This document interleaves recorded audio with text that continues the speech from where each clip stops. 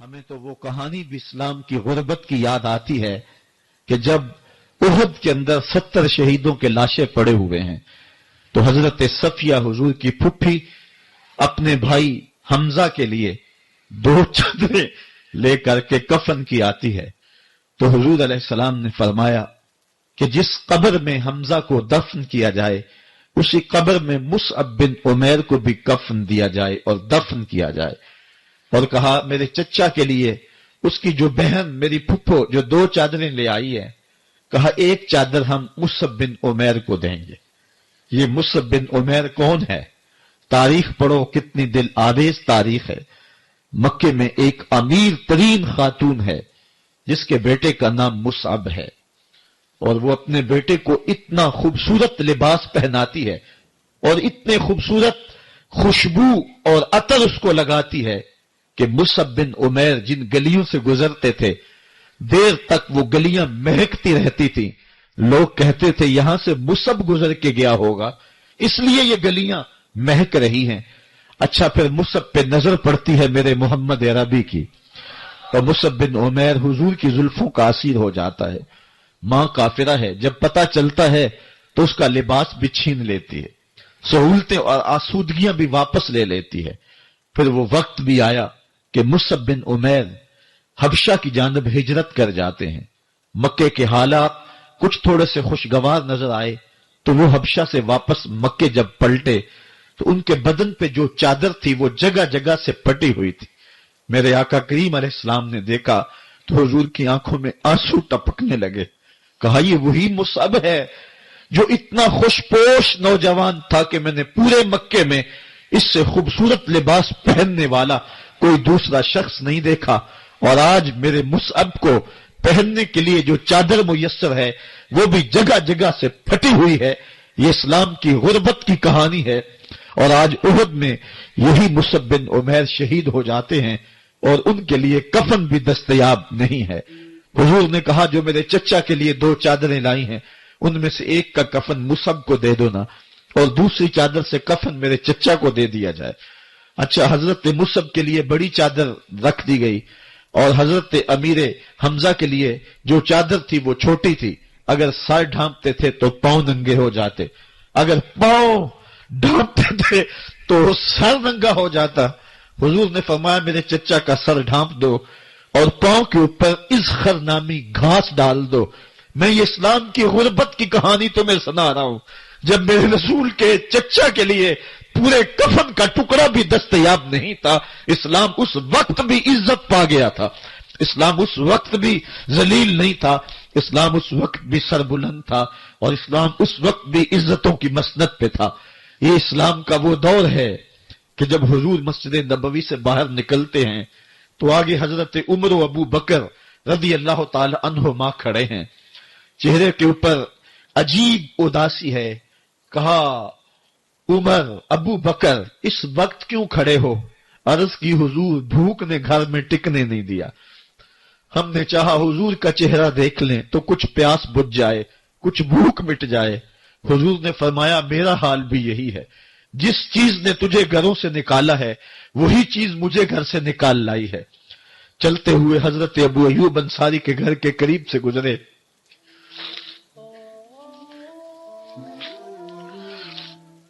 हुजूर की खुशबू पाके वो बाहर आ गए। अर्ज की बंदा नवाज, आज मेरे मेहमान नहीं बनते? हुजूर ने कहा तुम्हारी मर्जी। घर ले गए, चटाई बिछाई, हुजूर को बिठाया, घर वालों को बकरी का बच्चा ज़बह करके दिया।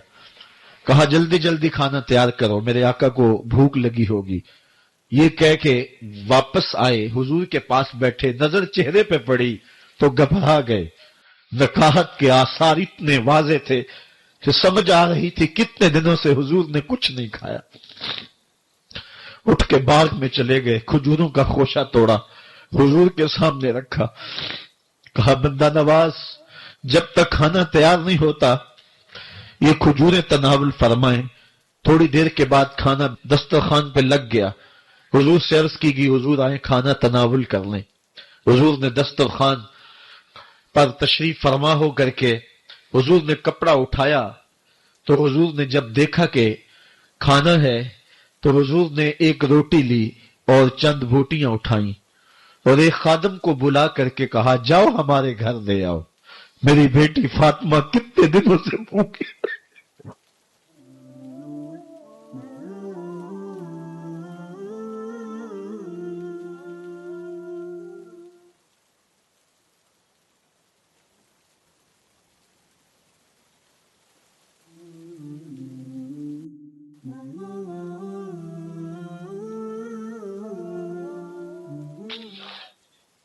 کہا جاؤ ہمارے گھر لے آؤ، میری فاطمہ کتنے دنوں سے بھوکی بیٹھی ہوئی ہے۔ مال کے کونین ہیں گو پاس کچھ رکھتے نہیں، دو جہاں کی نعمتیں ہیں ان کے خالی ہاتھ میں۔ آپ کو پتا ہوگا کہ جب میرے رسول کا انتقال ہوا ہے، حضور کا وصال ہوا ہے، تو حضور کی ایک زرہ ایک یہودی کے گھر میں گروی رکھی ہوئی تھی۔ حضور نے زرہ رکھ کر کے اس سے قرض لیا ہوا تھا۔ یہ اسلام کی غربت کی کہانی ہے، اور پھر اللہ نے اسلام کو امارت کے رنگ بھی دیے۔ آؤ تمہیں کہانی سناؤں۔ حضرت عدی بن حاتم روایت کرتے ہیں، صحیح بخاری میں روایت ہے۔ یہ حاتم تائی کے بیٹے ہیں، کہتے ہیں میں حضور کی خدمت میں حاضر ہوا، ایک شخص آیا، کہنے لگا حضور غربت نے میرا برا حال کر دیا ہے، اور اس نے شکایت کی غربت کی، پسماندگی کی اور اپنی معاشی بدحالی کی۔ پھر ایک شخص آیا، کہنے لگا حضور میرے پاس دولت تو ہے، لیکن میں نے جس منزل پہ جانا ہے راستہ پر خطر ہے، تو میرے لیے کیا حکم ہے کہ میں کیسے راستہ طے کروں؟ تو یہ دو لوگوں نے یہ باتیں کی، تو حضرت عدی کہتے ہیں کہ حضور نے روح سخن میری جانب موڑا اور میری جانب مخاطب ہو کے کہا عدی تو نے ہیرا دیکھا ہے؟ عدی کہتے ہیں میں نے عرض کی حضور دیکھا نہیں، سنا ہے۔ ہیرا یہ شہر ہے عراق کا۔ تو حضور نے فرمایا عدی تو نے ہیرا دیکھا ہے؟ میں نے کہا نہیں حضور دیکھا نہیں، اس کا تذکرہ سنا ہے۔ فرمایا عدی اگر اللہ تجھے زندگی کی مہلت دے تو ہیرا سے ایک خاتون چلے گی، تو اپنی آنکھوں سے دیکھے گا اور مکے تک پہنچے گی اور اللہ کے گھر کعبہ کا طواف کرے گی، اور اس کو ہیرا سے لے کر کے مکے تک اللہ کے علاوہ کسی کا ڈر نہیں ہوگا۔ کہتے ہیں کہ میں نے دل میں کہا کہ پھر بنو طے کے ڈاکو مر گئے ہوں گے جنہوں نے عرب کے اوپر روب ڈال رکھا ہے، تو وہ تو پھر ختم ہو گئے ہوں گے۔ کہتے ہیں میں بھی سوچ ہی رہا تھا کہ حضور نے مزید میری حیرت میں اضافہ کرتے ہوئے کہا عدی اگر تجھے اللہ نے زندگی کی مہلت دی تو دیکھے گا کہ کسرا کے خزانے تیری جھولی میں ہوں گے۔ تو اس دور کی سپر طاقت تھی۔ میں نے کہا حضور کسرا بن ہرمز؟ حضور نے فرمایا ہاں کسرا بن ہرمز۔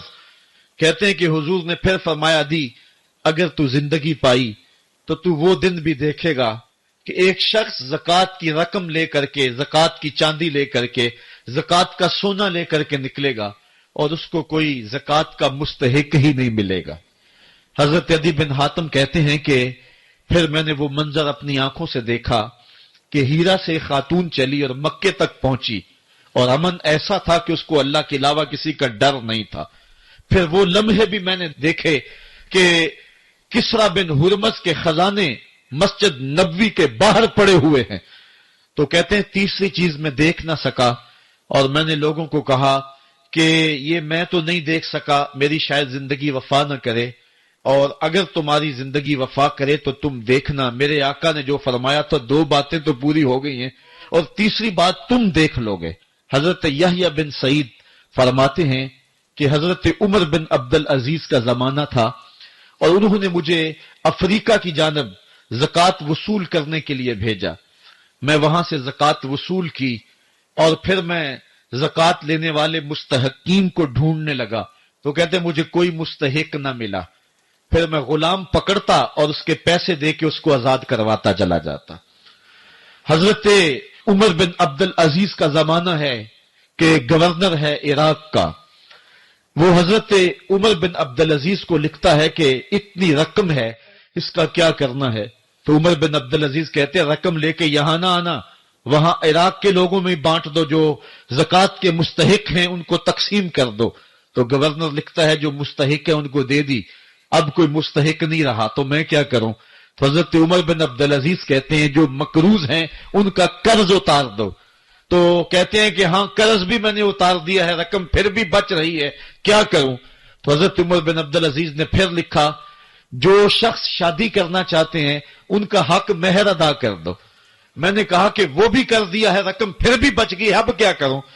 تو حضرت عمر بن عبدالعزیز نے مجھے لکھا کہ جو غیر مسلم ہیں جنہوں نے ٹیکس دیا ہوا ہے، جتنا ٹیکس دیا ہے اس سے دگنے پیسے ان کو قرضے میں دے دو اور ان کو کہو جاؤ اس کا کاروبار کرو، کھیتی باڑی کرو، اور ساتھ انہیں یہ بھی کہہ دینا قرض کی فکر نہ کرنا اور زیادہ اس میں پریشان نہ ہونا، جب دے سکو گے دے دینا. یہ دور بھی پھر اسلام نے دیکھا اور یہ گھڑیاں بھی دیکھی جب چیتھڑے پہنے ہوئے تھے، جب پیوند لگے لباس پہنے تھے، جب پیٹ میں ڈالنے کے لقمہ بھی نہیں تھا. اللہ کا دین اس وقت بھی غالب تھا، اور جب گلیوں کے اندر ریشم بکھرا ہوا ہوتا تھا کوئی اٹھانے والا نہیں تھا، دین اس وقت بھی غالب تھا. دین کا غالب ہونا یا نہ ہونا اس کا تعلق جو ہے وہ مال و دولت سے نہیں ہے. اقبال کہتا ہے کہ زوال بندائے مومن کا بے زری سے نہیں، مومن کا زوال بے زری سے نہیں ہے بلکہ اس کا سبب کوئی اور ہے. وہ سبب ڈھونڈنا ہے کہ ہم دنیا میں رسوا ہو کے کیوں رہ گئے، ہم زمانے کے سامنے تماشا کیوں بن کے رہ گئے، آج نبی کی امت پوری کائنات میں رسوا ہو کے کیوں رہ گئی، آج ہمارا تماشا دیکھا جا رہا ہے، آج بھوکے کتوں کو ہماری بے شر بہنوں کے اوپر چھوڑا جا رہا ہے اور اس کا تماشا دیکھا جا رہا ہے. کیا ہم نے یہ دن بھی دیکھنے تھے؟ ہم نے سراغ لگانا ہے.